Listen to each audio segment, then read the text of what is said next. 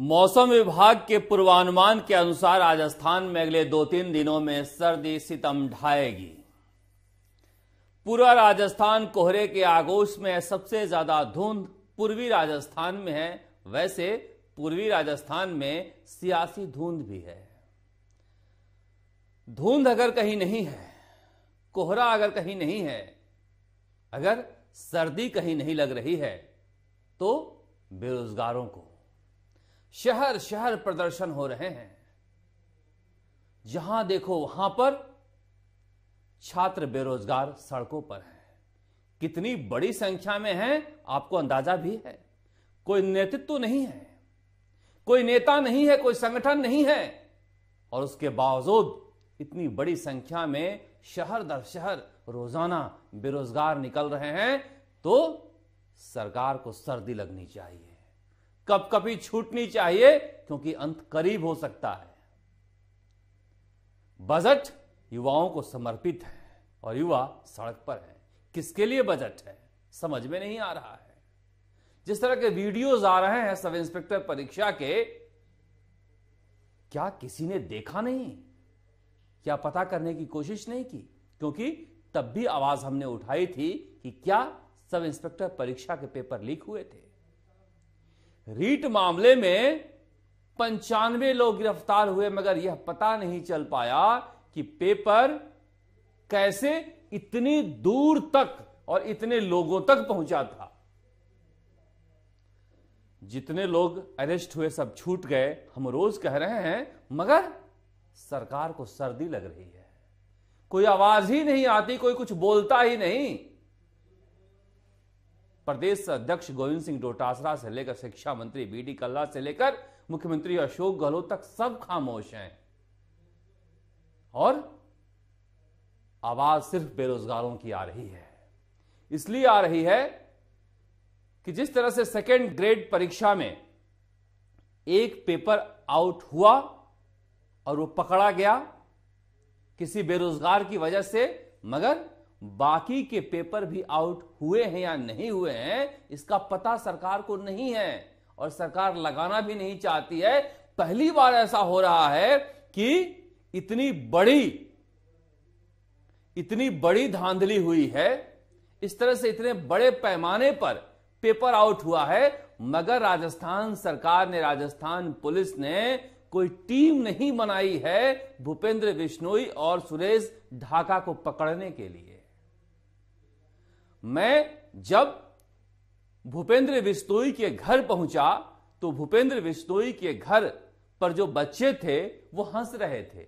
वो कह रहे थे कि हमें कुछ पता नहीं। मैंने पूछा पुलिस आई थी? कहने लगे हम तो स्कूल थे। हम कहे आखिरी बार भूपेंद्र बिश्नोई कब आया था? 1 महीने पहले आए होंगे। ऐसे जवाब दे रहे थे जैसे कुछ हुआ ही नहीं। कब से नहीं है? 1 महीना हो गया। कहाँ गए? बाहर है। कहाँ बाहर है? पता नहीं हमको। आपके पिताजी का नाम क्या है? कैलाश गोदारा। भूपेंद्र जी के भाई हैं? नहीं, मेरे मामा जी लगते हैं। यहाँ रहते हैं? उनका गोपाल जी का मकान है। पहली बात तो ये।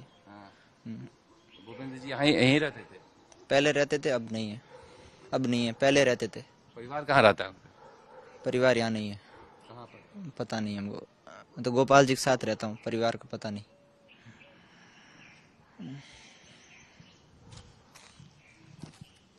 पुलिस आई थी? पुलिस तो एक बार आई थी। कब? कल आई थी। क्या पूछ रही थी? मैं तो स्कूल गया था, पता नहीं मेरे को। कोई है घर में अभी? अभी नहीं है कोई। कमाल की राजस्थान सरकार है, एक शब्द नहीं बोल रही है। कोई नेता पूछ नहीं रहा है कि अरे पेपर आउट हुआ है, शहर दर शहर बच्चे प्रदर्शन कर रहे हैं, हमारी जवाबदेही भी तो बनती है, हमारी जिम्मेदारी भी तो बनती है। आज 1 पकड़ लिए गए, आज 2 पकड़ लिए गए। क्या मतलब है इसका? अखबारों से, न्यूज चैनलों से यह खबर खत्म हो गई है। बस खबर बेरोजगारों ने जिंदा कर रखा है। गोविंद मीणा जैसे छात्र अगर आह्वान कर रहे हैं और इतनी बड़ी संख्या में छात्र शक्ति अगर सड़कों पर है तो सरकार को चेतावनी है ये कि राजस्थान की युवा सरकार बना सकते हैं तो सरकार बदल भी सकते हैं। बजट का झुंझुना बजाकर ये खुश नहीं होने वाले हैं।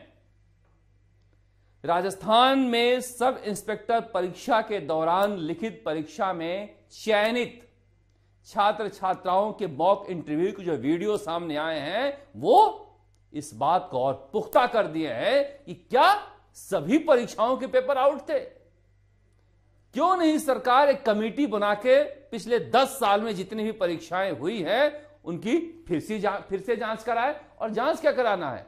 जब एसओजी ने जांच संभाली थी रीट पेपर आउट की तब कहा गया था कि जो भी संदिग्ध परीक्षाएं हैं सबकी जांच होगी, मगर एसओजी के मुखिया अशोक राठौड़ किसी से बात नहीं करते क्योंकि मुख्यमंत्री अशोक गहलोत के खास हैं, उनका कुछ कोई बिगाड़ भी नहीं सकता।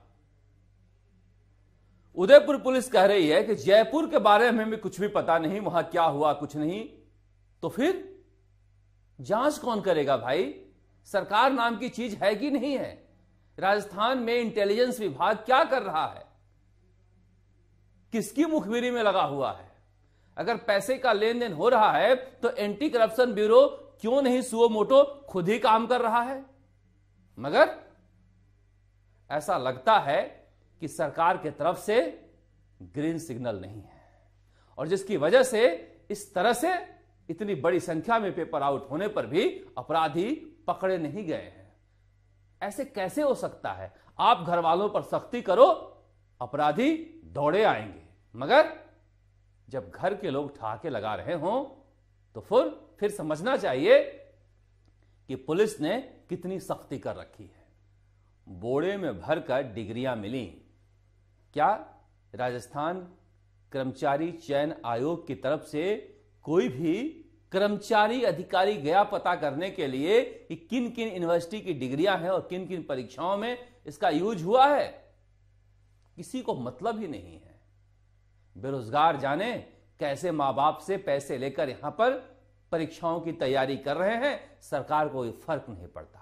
सरकार समझती है कि हमने बस फ्री कर दिए हैं आने जाने के लिए। अरे बस के किराए के लिए लोग नहीं आ रहे हैं जयपुर में पढ़ने के लिए, शहरों में पढ़ने के लिए, ये नौकरी पाने के लिए आ रहे हैं। बेरोजगारी दर का आंकड़ा फिर से जारी हुआ है और राजस्थान 28% से ऊपर बेरोजगारी दर के साथ देश में दूसरे नंबर पर बना हुआ ही नहीं है, बढ़ भी गया है, मगर किसी को कुछ दिखता ही नहीं है। चिरंजीवी में इलाज करा लीजिए, अरे बीमार ही क्यों पड़े कि इलाज कराएं। और सबका इलाज एक ही है कि आप रोजगार दो, नौकरी दो, वो हो नहीं पा रहा है। यह सवाल को कोई उठाता क्यों नहीं कि सुरेश ढाका और भूपेंद्र बिश्नोई कहां हैं? एसआई परीक्षा के वीडियो को लेकर कहा गया कि नहीं आप इसे मत दिखाइए, यह किसी जाति के खिलाफ है। मैं फिर कह रहा हूं कि जिन जातियों के बारे में कहा जा रहा है वो तो शिकार हैं, वो तो बच्चे हैं, पढ़ रहे हैं, जिनके पास जाकर माफिया पेपर देकर आए हैं, कुछ लालच में फंस गए हैं, कुछ निकल गए हैं। मगर आरपीएससी में कौन बैठा था?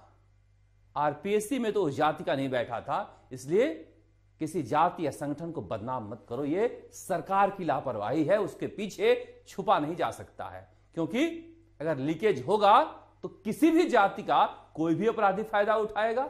इसलिए ये किसी जाति और मजहब का सवाल नहीं है, सवाल है बेरोजगारों के खून पसीने का। इसलिए हम लगातार ये सवाल उठा रहे हैं, मगर सरकार सुन ही नहीं रही है।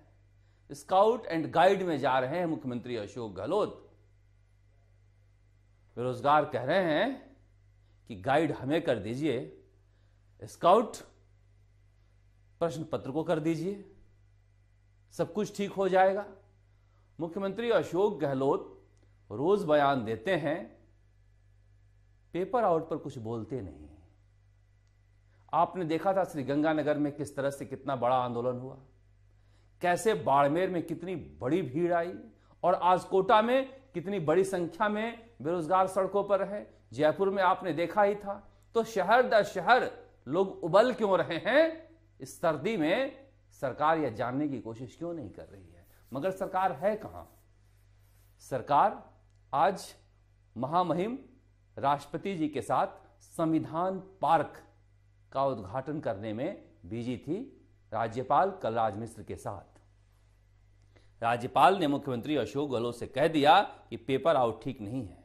मुझे लगता है कि राज्यपाल को अपने संवैधानिक पद का निर्वहन करते हुए और कठोर सवाल पूछने चाहिए, क्योंकि वह भी राज्य के अभिभावक होते हैं और शिक्षण संस्थाओं के तो बड़े अभिभावक होते हैं। संविधान पार्क में मूर्तियां देश को जिंदा नहीं रखती हैं। ये जो भविष्य है युवा, ये देश को आगे ले जाएंगे, इनके बारे में भी सोचना चाहिए। करोड़ों का खर्च करके अच्छी बात है कि संविधान पार्क बन रहा है, मगर कुछ पैसे खर्च करके पेपर लीक को भी रोका जा सकता है। वैसे भी राजस्थान धुंध में है और मैंने आपसे कहा था कि सियासी धुंध भी है। कांग्रेस में समझ में नहीं आ रहा है करना क्या है किसको, क्योंकि मुख्यमंत्री अशोक गहलोत का पूरा फोकस सरकार बचाने पर है, कुर्सी बचाने पर है। कोर्ट में जिस तरह से मामला गया है विधायकों का, विधायकों में एक कानाफूसी हो रही है कि नियम त्यागपत्र की वापसी का तो है नहीं, तो कहीं ऐसा तो नहीं कि त्यागपत्र स्वीकार करने का आदेश हाईकोर्ट से आ जाए और ना आए तो बीजेपी सुप्रीम कोर्ट चला जाए और फिर वहां से आदेश आ जाए, तो क्या अधरझूल में सरकार रहेगी? इस धुंध के बीच मुख्यमंत्री अशोक गहलोत की नजर सचिन पायलट पर भी है, क्योंकि आज सुखजिंदर सिंह रंधावा सोनिया गांधी और मल्लिकार्जुन खड़गे से मिल रहे हैं और इस सियासी उठापटक के बीच सरकार के पास फुर्सत नहीं है कि बेरोजगारों के बारे में सोचे। अब तो मंत्री और विधायक भी बोलना बंद कर दिए गए हैं, क्योंकि सरकार ने कहा है कि मुंह पर ताला लगाकर रखो, धीरे धीरे लोग भूल जाएंगे। और क्या कहा मुख्यमंत्री अशोक गहलोत ने कि बीजेपी वाले तो बोल नहीं रहे हैं, कांग्रेस वाले बोल रहे हैं ये सुसाइडल है। बीजेपी वाले क्यों नहीं बोल रहे हैं? अगर नहीं बोलोगे तो सभाओं में इसी तरह से कुर्सियां खाली रहेगी, क्योंकि विपक्ष की जिम्मेदारी निभाने की जिम्मेदारी आप पर भी है। इस तरह के आंदोलन जिस तरह से बेरोजगार कर रहे हैं बिना कोई झंडा बैनर लिए अपने पैसे से, आपके पास तो संसाधन है, आप सरकार को सड़क पर ला सकते हो, सड़क पर उतरकर। मगर आपको भी लगता है कि सरकार जिस तरह से चल रही है चलती रहनी चाहिए, तभी तो हम आराम से जीत सकते हैं। मगर उनका क्या, जो बेरोजगार मारे जा रहे हैं उनकी हाय आपको भी लग सकती है और उन हर नेताओं को लग सकती है जो बेरोजगारों के मसले पर खामोश हैं और कहीं ना कहीं अपने घर के लिए, अपने बच्चों के लिए, अपनी बीवी के लिए किसी न किसी रोजगार में लगे हुए हैं, क्योंकि उन्हें लगता है कि पता नहीं ये सरकार आए या नहीं आए, रिपीट हो या नहीं हो, जितना वक्त है उसमें कमा लिया जाए, बेरोजगार गंवा रहे हैं तो गंवाएं। मगर हम इस मसले पर खामोश नहीं बैठेंगे। कितना भी कोहरा घना है, कोशिश करेंगे कि सूरज की रोशनी इस अंधेरे को चीरे। और इसीलिए हमारी कोशिश होती है कि हम जनता से जुड़े हुए इस मसले को उठाते रहें। जहां पर